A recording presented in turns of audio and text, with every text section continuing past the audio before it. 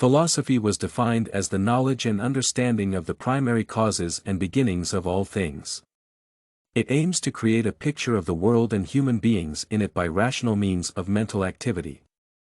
At the same time, it represents only one of the sections of the diversity of the human world and culture, closely interacting with other spheres of a person's spiritual life.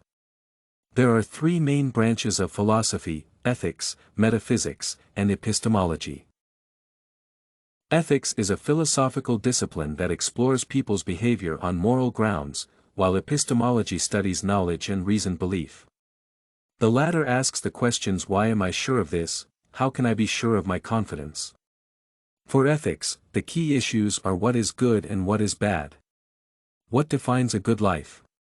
In turn, metaphysics attempts to understand how existence works by studying the constituents of reality. It tries to find answers to questions such as what are thoughts, what are things? How are they related? It became apparent during antiquity that within philosophy, there are interrelated but at the same time separate branches.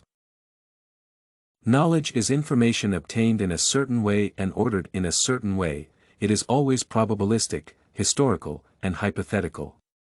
In the course of evolution, its content, quality, explanatory power, and predictive power increase, replacing less productive theories with more useful ones.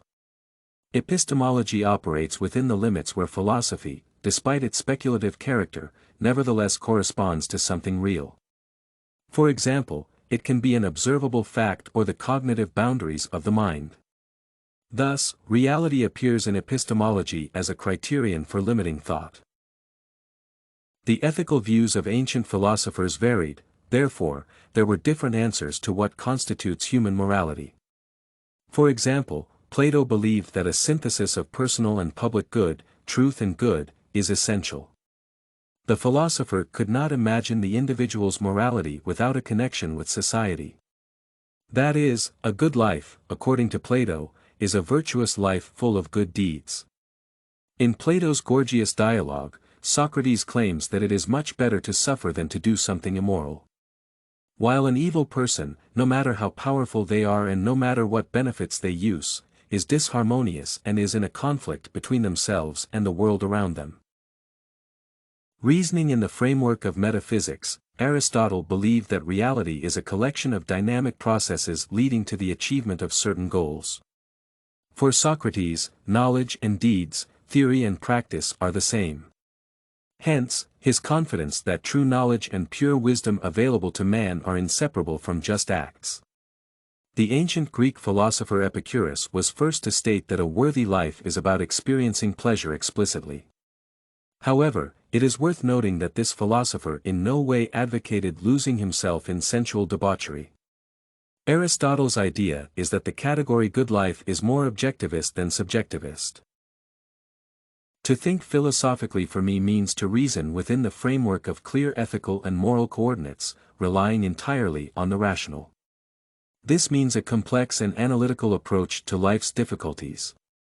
Therefore, thinking is not limited to any framework but summarizes all the accumulated knowledge base to search for truth.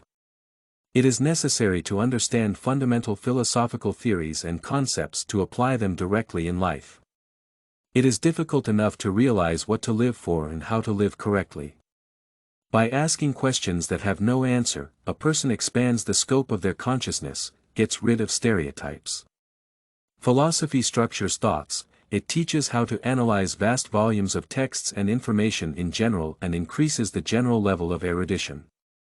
The main practical application of philosophy is the knowledge and search for the right life decisions in everyday life through acquired wisdom. Through philosophy, I find solace in my life because I understand that the existential problems that bother me have also piqued the interest of the most intelligent people in humanity. Socrates considered the main thing for a person to be the ability to determine the boundaries of their knowledge and ignorance, to accept that the truth is available to very few. In my life, I apply this principle in the following way: I try not to worry when I fail to know what I would like. I understand that absolute certainty is based on delusion, and then I admit that I may be wrong in my knowledge. Epictetus guidelines provide stories that remind people that they are not as exceptional as they think they are. When I get into trouble, I remind myself that every person has had difficult moments, and my grief is not unique. Lucius Aeneas Seneca, a poet and statesman, is considered the founder of late Stoicism.